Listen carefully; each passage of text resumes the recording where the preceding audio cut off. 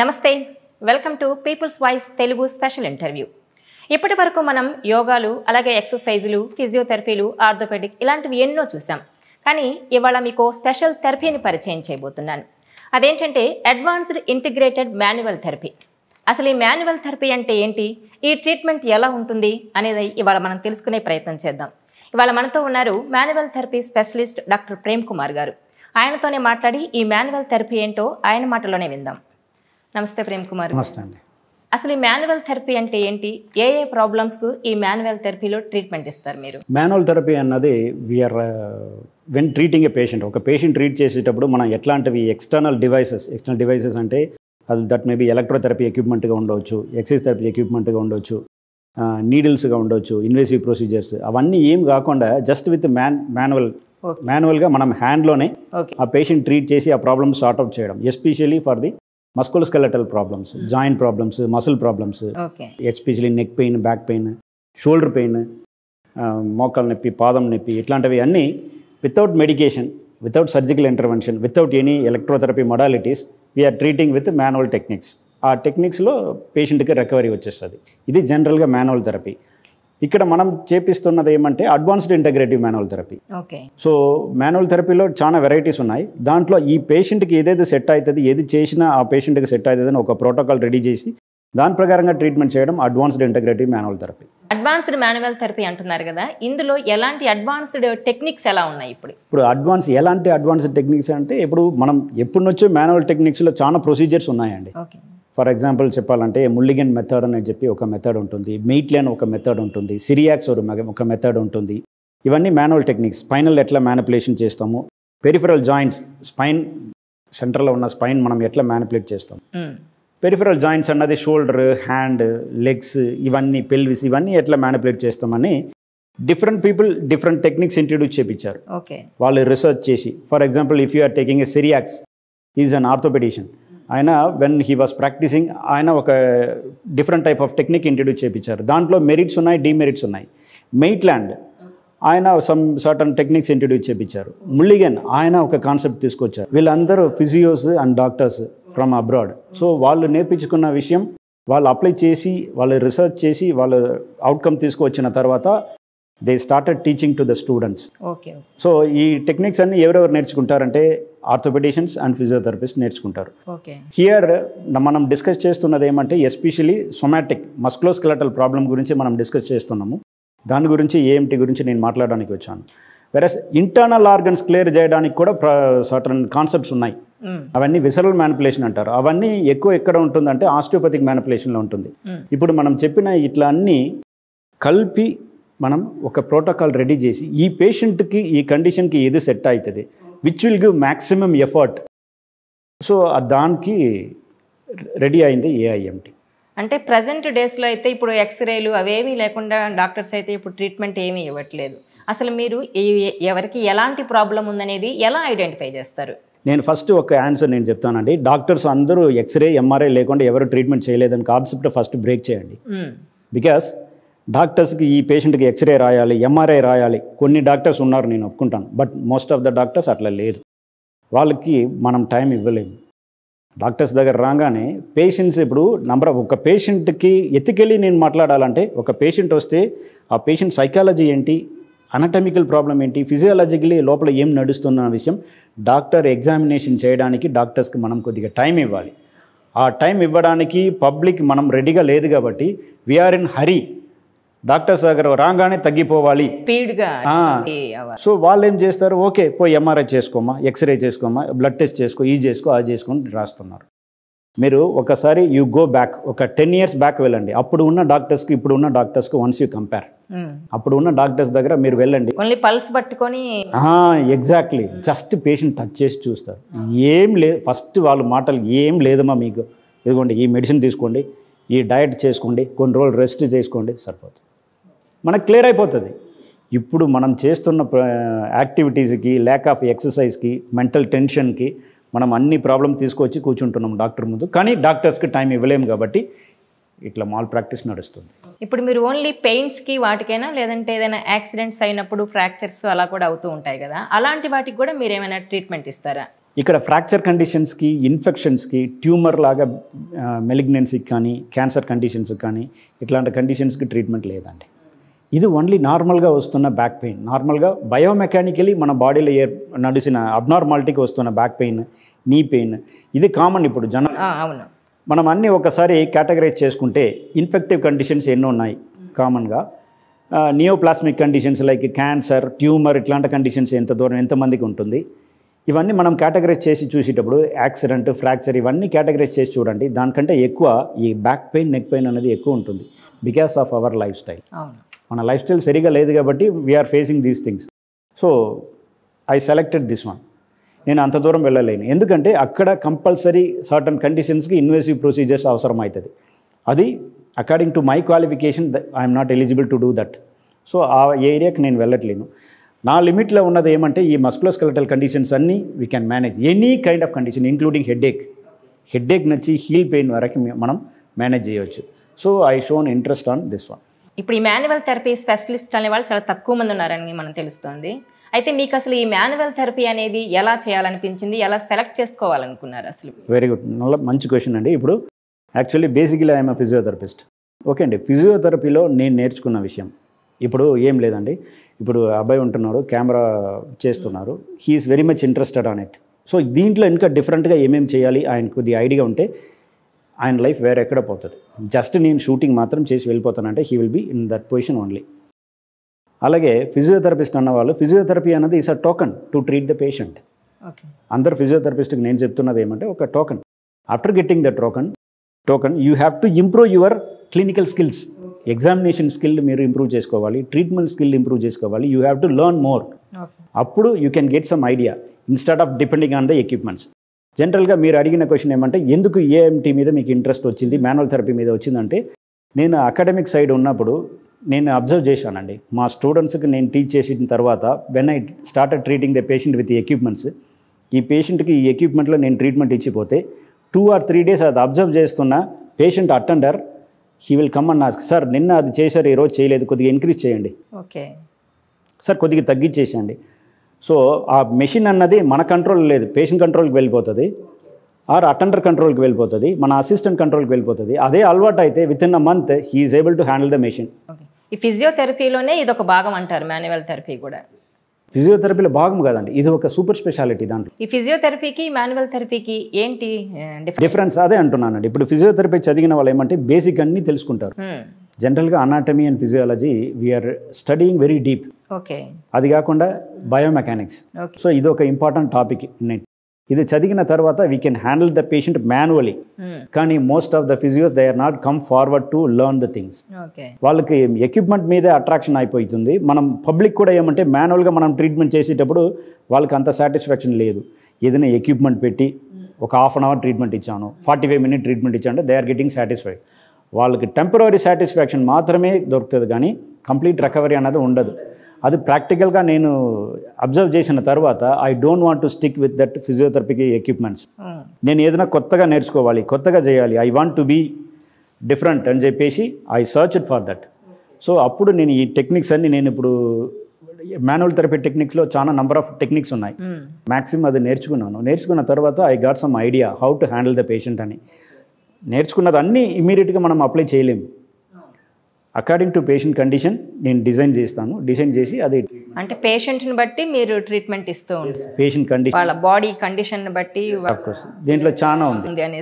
బట్టి ఉంటారు. Number of days, ఎంత దూరం వాళ్ళు సఫర్ అవుతున్నారు, నంబర్ ఆఫ్ డ్యూరేషన్ సఫర్ అవుతున్నారు, ఆ సివియారిటీ ఎలా ఉంటుంది, మళ్ళీ ఇది స్టార్ట్ అయ్యి ఎన్రోల్ అయిపోయింది, మళ్ళీ అక్కడ ఉన్న కండిషన్, ఇప్పుడు ప్రస్తుతంగా ఉన్న కండిషన్ ఏంటి, ఎక్కడ ప్రాబ్లం ఉంటుందన్న విషయం మనం క్లియర్గా అర్థం చేసుకున్న తర్వాత దానికి రీజన్ ఏంటి, వాళ్ళు బికాస్ ఆఫ్ దయర్ లైఫ్ స్టైలా, వేరే ఏదైనా సడన్గా జరిగిన విషయమా, ఇవన్నీ నేను అనలైజ్ చేసుకున్న తర్వాత I will go for examination procedure. అయితే ఇప్పుడు ఒక్కసారి మాన్యువల్ థెరపీ తీసుకున్న వాళ్ళు మళ్ళీ కంటిన్యూస్గా ఈ టెక్నిక్స్ అన్నీ follow అవ్వాలంటారా?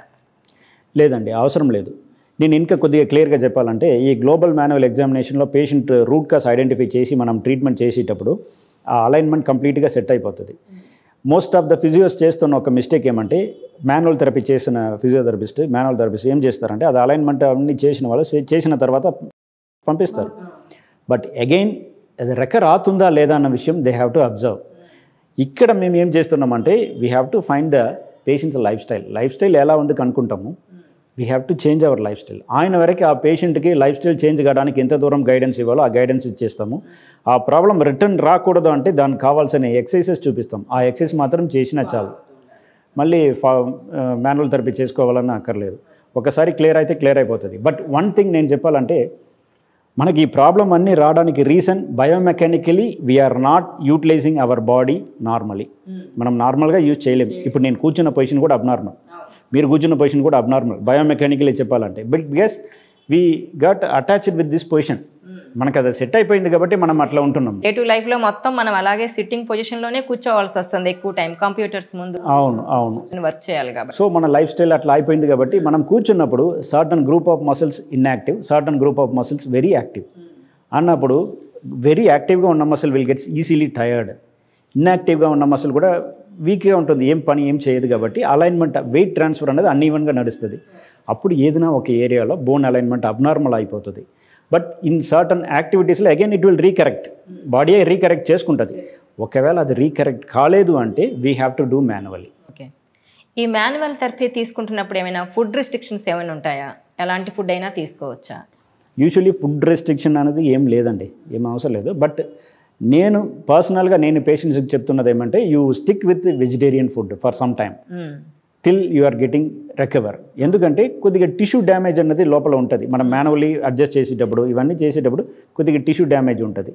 When we are consuming the vegetarian food it will promote the healing process quickly, త్వరగా అయిపోతుంది, ఈజీగా అబ్జర్వేషన్ ఉంటుంది, ఎట్లాంటి డిస్టర్బెన్స్ ఉంది కాబట్టి వీఆర్ సజెస్టింగ్ ఫర్ దట్. ఈ మాన్యువల్ థెరపీ అనేది ఏ ఏజ్లో వారికి తీసుకోవచ్చు? అలాగే ప్రెగ్నెంట్ లేడీస్కి కూడా ఈ థెరపీ ఇవ్వచ్చు అంటారు ఏదైనా ప్రాబ్లం వచ్చినప్పుడు? ప్రెగ్నెంట్ లేడీ కూడా ఇవ్వచ్చండి, but depends upon the trimester. First ట్రిమిస్టరా, సెకండా, థర్డ్ ట్రిమిస్టరా, depends upon that we can go for it. In case of third trimester, second trimester అంటే it's quite difficult. For that we are teaching certain exercises instead of doing some manipulative techniques. కొన్ని exercises చూపిస్తాము, అది చేసినా manage అయిపోతుంది. Age wise అయితే from the age of 10 years to 90 years వరకు మనం చేసుకోవచ్చు. ఇప్పుడు ఈ మాన్యువల్ థెరపీ అనేది మీరు ఎప్పటి నుంచి స్టార్ట్ చేశారు? ఇప్పటి వరకు ఇంకా పాపులర్ అవ్వలేదు, ప్రజల్లోకి ఇంకా ఎక్కువ వెళ్ళలేదు? ఎందుకంటే మనం కూడా ఇప్పుడు మాన్యువల్ థెరపీ అనేది ఇప్పుడే చూస్తున్నాము. ఎందుకని ఇన్నాళ్లుగా ఇది ఎందుకు పాపులర్ అవ్వలేదు? ఎందుకు ప్రజలకు అందుబాటులోకి రాకుండా పోయింది? ఇప్పుడు ఒక విషయం పాపులర్ కావాలంటే ఎవరు పాపులర్ చేయాలండి? ఇది ఇప్పుడు నేను ఒక ప్రోడక్ట్ నేను తీసుకొస్తాను, ఆ ప్రోడక్ట్ నేను పాపులర్ చేయాలంటే నేనే పాపులర్ చేయాలి. ఐ హ్యావ్ టు మార్కెటైజ్ దట్, అవునా కదండి? అప్పుడు పబ్లిక్ అది రీచ్ అవుతుంది.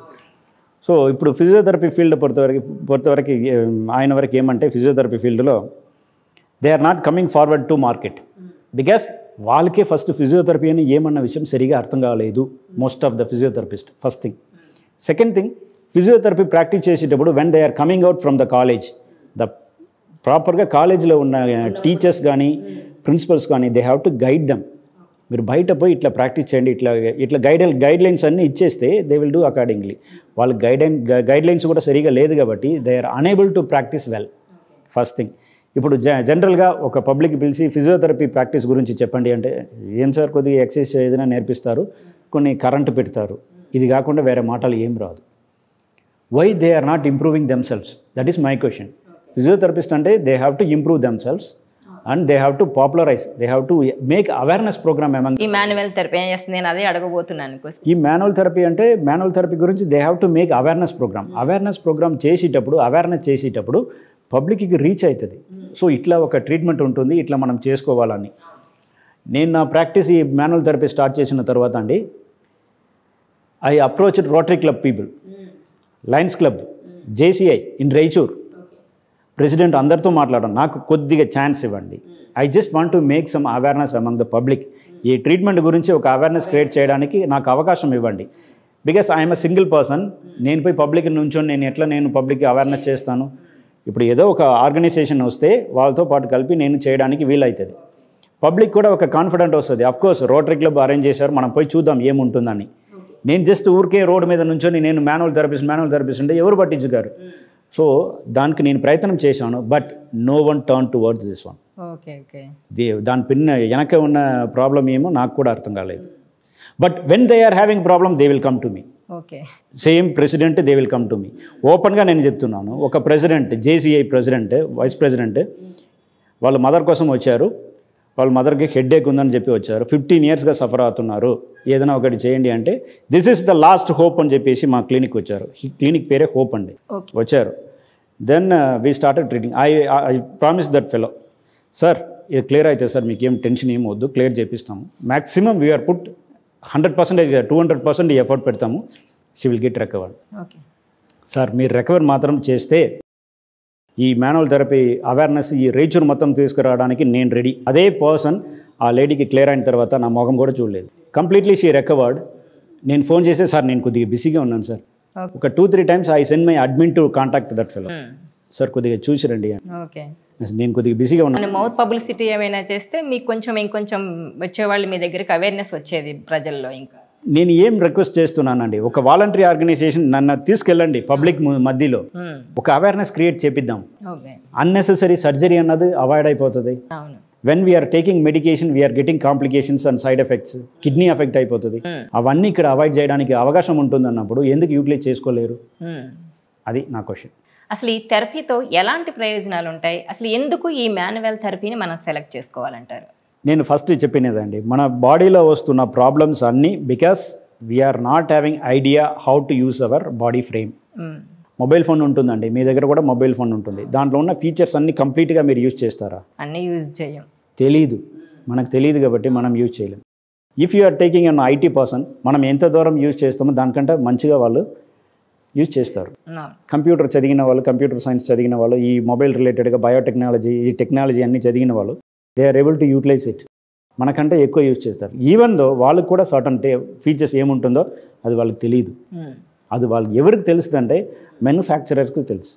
ఇది ఎవరు మ్యానుఫ్యాక్చరింగ్ చేశారో వాళ్ళకి తెలుసు దీనిలో ఏమేమి ఫీచర్స్ ఇంక్లూడ్ అయింది, ఎట్లా యూజ్ చేసుకోవాలని. వాళ్ళు కూడా they won't reveal certain things. ఇన్ని ఫీచర్స్ మాత్రం మీరు యూజ్ చేసుకోండి అని చెప్పేసి ఇస్తారు. దాంట్లో కూడా మనం సగమే యూజ్ చేస్తాం. అవునా కదండి? అలాగే మన బాడీలో కూడా, మన బాడీలో నడుస్తున్న యాక్టివిటీస్లో, మనం చేస్తున్న యాక్టివిటీస్లో నుంచున్నప్పుడు, నడుస్తున్నప్పుడు, కూర్చున్నప్పుడు, లేచేటప్పుడు మనం ప్రాపర్గా మన బాడీ యూజ్ చేస్తున్నామా అన్నది లేదు లేదు లేదు. సో ఎట్లా ఈ బాడీ ఫ్రేమ్ మనం యూటిలైజ్ చేసుకోవాలి, దానికి ఇది హెల్ప్ఫుల్గా ఉంటుంది. నెంబర్ 1. ఓకే. సెకండ్, ఇట్లా ఏదైనా అబ్నార్మాలిటీ అయితే దీనికి సొల్యూషన్ ఏంటి? మెకానికలీ ఒక ప్రాబ్లం అయిన దానికి కెమికలీ ఎట్లా అది క్లియర్ అవుతుంది? ఈ బాటిల్ ఇక్కడ ఉందండి, ఈ బాటిల్ కొద్దిగా ఇట్లా జరిగిపోయింది, కింద పడిపోతుంది అనుకోండి, నేను ఏం చేయాలి? ఈ బాటిల్ లోపల జరపాలా, దీని మీద ఏదైనా ఆయిల్ పోయాలా, లేదన్నా పౌడర్ ఏదైనా వేయాలా? జరపాలి అంటే ఇట్స్ మెకానికల్ యాక్టివిటీ. మెకానికల్గా అబ్నార్మల్గా ఉన్నది మెకానికలీ మనం క్లియర్ చేయాలి. కానీ chemically we are using some medications, drugs use చేసేటప్పుడు అది ఎట్లా కంట్రోల్ అవుతుంది? లాజికల్గా మనం థింక్ చేస్తే విల్ బీ ఫైన్. ఎందుకు పబ్లిక్కి ఏఎంటీ ఎంత దూరం యూస్ అవుతుంది, ఎందుకు ఏఎంటీ అంటున్నారు? అందుకే they have to understand their problem ఎక్కడ ప్రాబ్లం కంప్లీట్లీ. ఇప్పుడు పేషెంట్స్కి వచ్చిన వాళ్ళకి మనం ట్రీట్మెంట్ చేసిన తర్వాత ఆ రెకరెన్స్ రాకూడదంటే వీఆర్ టీచింగ్. మీరు ఎట్లా కూర్చోవాలి, ఎట్లా నుంచోవాలి, ఎట్లాంటి యాక్టివిటీస్ మీరు అవాయిడ్ చేయాలి, దీనివల్ల ఈ ప్రాబ్లం వచ్చిందన్న విషయం పేషెంట్కి అండర్స్టాండ్ చేపిస్తే హీ విల్ డూ ఈజీలీ. ఆ పెన్ ఇవ్వండి, ఒక్క నిమిషం. సపోజ్ ఈ పెన్ను నేను కింద పడేస్తాను, ఇది ఇప్పుడు సపోజ్ ఇక్కడ బ్రేక్ అయిపోయిందండి. ఓకే, నేను ఏం చేస్తాను, ఇక్కడ జస్ట్ ఒక గమ్ వేసుకుంటాను, అదర్వైజ్ ఒక స్టిక్కర్ వేసుకుని, ఇది టేప్ వేసుకుని again I'm using the pen. మళ్ళీ కింద పడిపోయింది, ఎక్కడ బ్రేక్ అవుతుంది? మళ్ళీ అదే ప్లేస్. ఎందుకు అదే ప్లేస్ అని చెప్తున్నారు? ఆల్రెడీ వీక్ అయింది. మన బాడీ కూడా అలాగే అబ్నార్మల్గా అలైన ఏరియాలో ఉన్న సాఫ్ట్ టిష్యూస్ డ్యామేజ్ అయిపోతుంది. మన బాడీలో 100% రికవరీ అన్నది లేదండి. ఇర్రివర్సబుల్ డ్యామేజ్ అన్నది మన బాడీలో 20% ఉంటే ఉంటుంది throughout the life time till the time of death. So ఆ 20% వీక్నెస్ అన్నది ఉంటే ఉంటుంది కదా. మళ్ళీ ఆ పేషెంట్ లైఫ్ స్టైల్లో మళ్ళీ ఎప్పుడన్నా అన్వాంటెడ్ యాక్టివిటీ చేసేటప్పుడు ఫస్ట్ ఎక్కడ ప్రాబ్లం అవుతుందంటే ఈ వీక్ ఉన్న ఏరియా. ఆ అవేర్నెస్ పేషెంట్కి వచ్చేస్తే he will be very conscious. ఈ మాన్యువల్ థెరపీతో 100% రిజల్ట్ ఉంటుందంటారా? Depends upon the stage, depends upon the condition.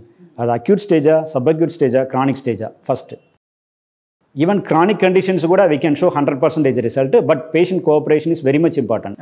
ఎందుకంటే మనం ట్రీట్మెంట్ చేసిన తర్వాత పేషెంట్ ఎంత దూరం మనం చెప్పిన విషయాలు ఫాలో చేస్తున్నారు, మనం చెప్పిన ఇన్స్ట్రక్షన్ ఫాలో చేస్తున్నారు, మనం చెప్పిన ఎక్సర్సైజెస్ సరిగా చేస్తున్నారు, దాని మీద కొద్దిగా డిపెండెన్సీ ఉంటుంది. When they are following strictly, 100% guarantee. ఇప్పుడు ఒకసారి సర్జరీ చేయించుకొని తర్వాత మళ్ళీ అదే సేమ్ ప్రాబ్లం వచ్చి అప్పుడు మీ దగ్గరకు వస్తారు, అప్పుడు ఎలా ఉంటుంది వాళ్ళకి రిజల్ట్? అప్పుడు మీరు ఎలాంటి ట్రీట్మెంట్ ఇవ్వగలరు? That depends upon the surgery first success అయిందా లేదా అది కూడా ఒకటి ఉంటుందండి. కొన్ని సర్జరీస్ సక్సెస్ కావచ్చు, కొన్ని సర్జరీస్ సక్సెస్ కాకపోవచ్చు. ఆ పరిస్థితి ఉన్నప్పుడు మనం ఏం చేయలేము. సక్సెస్ అయిన సర్జరీకి there is a protocol.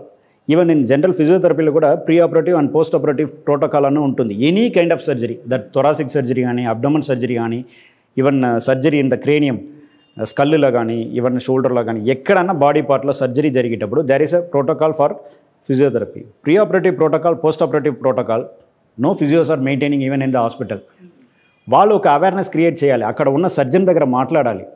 Sir we are having a procedure, ఇది యూజ్ చేస్తే మీ సర్జరీ 100% సక్సెస్ అవుతుంది, no surgery will be failure అని చెప్పి వాళ్ళు ఎక్స్ప్లెయిన్ చేయాలి. వాళ్ళు ఎక్స్ప్లెయిన్ చేయలేదు కాబట్టి most of the surgeries failure అవుతుంది. సో సర్జన్స్కి కూడా ఐడియా లేదు కాబట్టి వీళ్ళ దగ్గర అడగలేరు. అట్లా pre operative, post operative protocol జనరల్గా ఫాలో చేసేటప్పుడు సర్జికల్ కండిషన్స్కి రిజల్ట్ అనేది బాగానే వస్తుంది. ఇప్పుడు మెడిసిన్స్, మెషిన్స్ ఏం యూజ్ చేయకుండా మీరు ట్రీట్మెంట్ ఇస్తున్నారు కదా, ఏమైనా పెయిన్ అలాంటిది ఏమైనా ఉంటుందా? మనం చేసేటప్పుడు మోస్ట్ ఆఫ్ ద కండిషన్స్కి పెయిన్ రాదు, బట్ సర్టన్ కండిషన్స్ కొన్ని ఏరియాలో మసిల్ టైట్నెస్ సివియర్గా ఉంటుంది, అది రిలీజ్ చేయాలంటే కొద్దిగా పెయిన్ఫుల్గా ఉంటుంది. అది కొద్దిగా టాలరేట్ చేసుకోవాలి. అది కూడా ఫస్ట్ 1 or 2 సిట్టింగ్స్ మాత్రమే, దాని తర్వాత అది ఫ్రీ అయిపోతుంది. ఇప్పుడు ఈ థెరపీతో సైకలాజికల్గా కూడా ఏమైనా ఎఫెక్ట్ చూపే అవకాశం ఉంటుందంటారా? అంటే సైకియాట్రిక్ పేషెంట్స్ ట్రీట్ చేయొచ్చు అంటున్నారు. సైకలాజికల్ వాళ్ళకి ఏమైనా ధైర్యం కల్పించేలాగా? డెఫినెట్గా అండి, డెఫినెట్గా. ఇప్పుడు పేషెంట్స్ వస్తున్నారు, పేషెంట్స్కి డయాగ్నోసిస్ సరిగా లేదు, రాంగ్ డయాగ్నోసిస్ అయింది ఇంతకు ముందు ప్రీవియస్ ట్రీట్మెంట్లో అన్నప్పుడు మనం ప్రాబ్లం ఐడెంటిఫై చేసిన తర్వాత వాళ్ళు డయాగ్నోసిస్ ఇక్కడ కూడా ఉందంటే మనం ఏం చేయలేము. We can give some psychological support. But diagnosis wrong ఉంటుంది, ఇక్కడ కరెక్ట్ ఉంటుందంటే we can show the result చూపించి we can give some psychological support to the patient. Psychologically వాళ్ళకున్న లోపల ఉన్న భయం, నాకు ఇన్ని రోజులు ట్రీట్మెంట్ చేయించుకున్నాను, ఇన్ని రోజులు మెడిసిన్ తిన్నాను, ఈవెన్ సర్జరీ కూడా చేయించుకున్నాను, నాకేమీ ఇంప్రూవ్మెంట్ లేదన్న వాళ్ళు చాలా భయపడతారు. వాళ్ళకి సైకలాజికల్గా మనం కూడా మోటివేట్ చేసి డైవర్ట్ చేసి తీసుకురావచ్చు, అది నడుస్తుంది.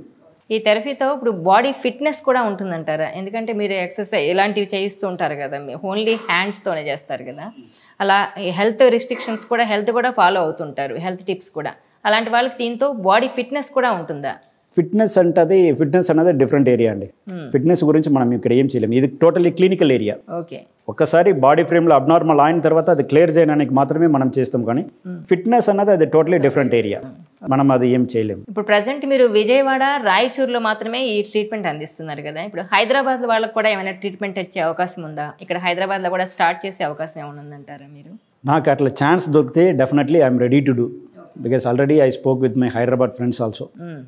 ఎందుకంటే ఇప్పుడు వైడ్ ఏరియాలో మనం కవర్ చేసుకుంటే పబ్లిక్ అవేర్నెస్ బాగుంటుంది, పబ్లిక్ కూడా కొద్దిగా బెనిఫిషియల్ ఉంటుంది. కాబట్టి I'm also trying for that. ఎందుకంటే నేను రాయచూరులో చేసేటప్పుడు రాయచూర్ పబ్లిక్కి అంత దూరం ఐడియా లేదు కాబట్టి వాళ్ళ మీద తప్పు చెప్పలేదు నేను.